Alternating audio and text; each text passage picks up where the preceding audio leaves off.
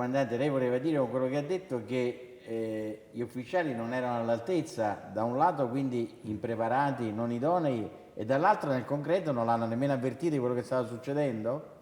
No, io non ho detto che gli ufficiali non erano idonei, ho detto semplicemente che qualora ci sia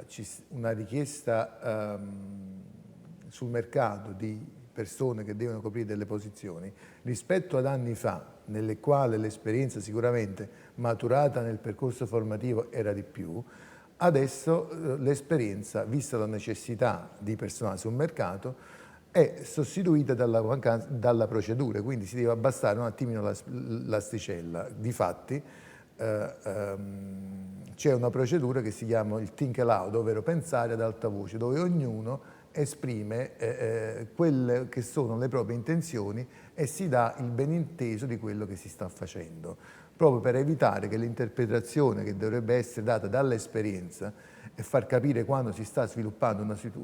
una circostanza critica, il pensare ad alta voce dà l'idea di quello che è la propria percezione e quindi è condivisa con l'altra. Quindi è vero che ci sono delle richieste di mercato dove un po' la formazione, la professionalità è sostituita dall'elettronica, dai sussidi alla navigazione, dai computer e quant'altro, ma è anche vero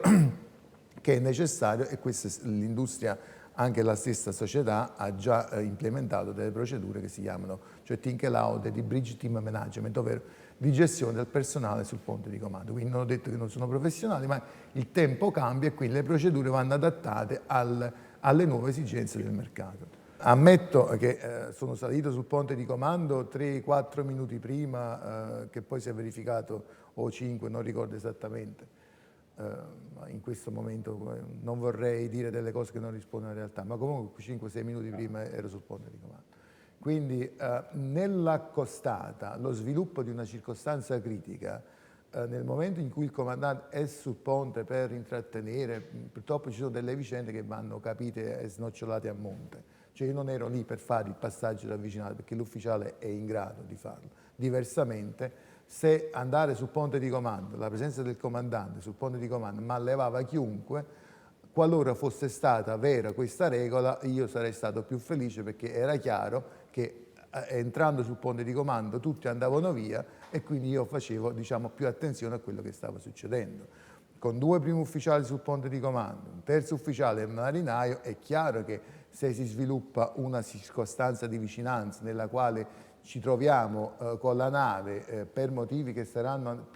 cioè meglio compresi durante il processo, la fase dibattimentale, trovarsi con una montagna di fronte e del quale ad accorgermi sono stato solamente io, questo lascia qualche interrogativo. Qualcuno ha detto che l'ufficiale, purtroppo mi dispiace anche per la carriera, per questi giovani, ha avuto una sudditanza psicologica nei miei riguardi, che ha avuto timore di dirmi che si stava lo scoglio di fronte. E questa è una memoria difensiva scritta dall'avvocato, non ricordo il nome, del primo ufficiale. Cioè lei praticamente sta dicendo che l'ufficiale ha visto lo scoglio arrivare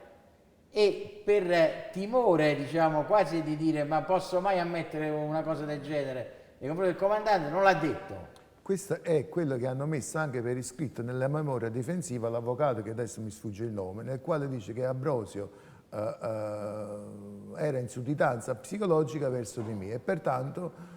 sei stato zitto e non mi ha avvisato. Almeno questo è quello che capisco io da quella memoria difensiva. Vedo la schiuma davanti e pongo in essere una manovra evasiva per aggirare lo scoglio. Cosa dirle?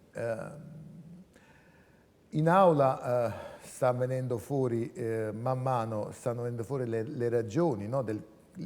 papabili per le quali nel momento in cui si passa il punto di accostata, no, per venire man mano verso destra, lei deve sapere che una nave da crociera si deve condurre in modo che le accostate, ovvero le virate, siano fatte con una certa dolcezza, diversamente si provoca uno sbandamento della nave. Quindi una volta che si passa il punto di accostata e man mano che si veniva verso destra, io parlavo a telefono con il comandante Palumbo per salutarlo, avevo detto di impostare un CPA, ovvero sia un passaggio minimo da terra a mezzo miglio. L'ufficiale, la nave, come si evince dalla scatola nera, passa il punto di accostata, logicamente prima di raggiungere l'intersezione con la rotta che seguiva,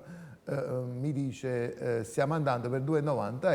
e mi fa capire che lui vuole manlevarsi del comando. Io raccolgo il comando e inizio a fare l'accostata secondo il raggio di curvatura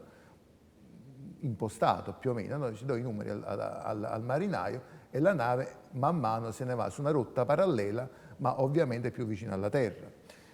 Mi rendo anche conto e capisco che la mia conversazione con il comandante Palumbo potrebbe essere stata fuorviante per l'ufficiale, quando io gli chiedo ma se passiamo a 0304 ci sta acqua? Ma come anche il comandante Palumbo ha detto nella sua deposizione, questo era un elemento per mantenere su una conversazione, come si discute, che tempo fa lì, cioè è nel gergo, sì, ma allora ci sei, allora vieni, sono quelle cose dette così. Allora io mi domando e dico, anche considerando che ascoltare la telefonata di Palumbo di passiamo a 0304 ci sta acqua, comunque ho dato dei valori che magari fossero stati ossequiati e rispettati. Nel momento in cui la costata va a concretizzarsi, perché se fosse passati a 0304 ma anche a 0, era una distanza di sicurezza. ma sicuramente immagini che l'altra nave è passata a 012 o 015 e quindi a distanza ancora inferiore a 170 metri dalle scole è passata in sicurezza. Diciamo, non hanno sbattuto precedentemente, passando a distanza anche inferiore, il 13 o il 18 agosto del 2011. Quindi passare a 0,3 significa 600 metri da terra. Io mi domando e dico, anche se questa nuova indicazione, e questa adesso va in gioco la procedura di pensare ad alta voce, comandante, allora è cambiato qualcosa, invece di 0,5 passiamo a 0,3, 0,4, ok, allora il comandante può passare a 0,3, 0,4, sta bene, la navigazione va avanti e capiamo nell'evolversi, nelle dinamiche della navigazione che si sta svolgendo in modo che non si passa manco a 0,3, 0,4, ma che abbiamo gli scogli di prua e quindi comandante, ma allora abbiamo gli scogli di prua e com'è possibile andare a 0304 se abbiamo la costa di prua? Allora che cosa vogliamo fare? Vogliamo salire sulla montagna? Ecco, questo è... Questo doveva essere fatto, secondo lei? Qualora non ci sia l'esperienza per capire se quella traiettoria va a impattare direttamente sulla terra, all'esperienza va sostituita la procedura in forza del pensare ad alta voce che qualcuno doveva dire ma allora vogliamo passare sulla montagna, mica siamo un aereo, io mi accorgo della schiuma e pongo in essere una manovra evasiva. Perché tutto questo? Perché lei dice era distratto, probabilmente stavo parlando col comandante Palumbo ma non era una manovra, era una circostanza di navigazione normale dove non è ammissibile che tre persone, tre ufficiali sul ponte di comando osservano una nave che si dirige e non dicono niente. E non dicono, cioè qua, allora io a questo punto dico, la professionale esperienza fa capire qual è il limite oltre il quale, oltrepassato, si giunge al punto di non ritorno, quindi bisogna dire, è vero che il comandante è bravo in manovra e questo è stato quello che tutti diciamo potrebbe essere stata la causa che ha fuorviato gli altri, per dire no, il comandante è bravo, quindi, ma è bravo, ma non è che è il dono di dire mo saliamo sulla montagna, è bravo fino a un certo punto, quindi adesso la tua esperienza deve farti capire quando è che si arriva a una distanza tale che mi costringete a mettere il timone tutta dritta per evitare un impatto frontale. Diversamente, se i tre ufficiali, nel momento in cui io salivo sul ponte di comando, erano autorizzati ad andarsene, era meglio perché quel silenzio assenso c'è stato, che io ho sempre detto dall'inizio, un errore che ha fatto breccia nella comunicazione e in quello che erano purtroppo tra di noi e questo è stato un po'...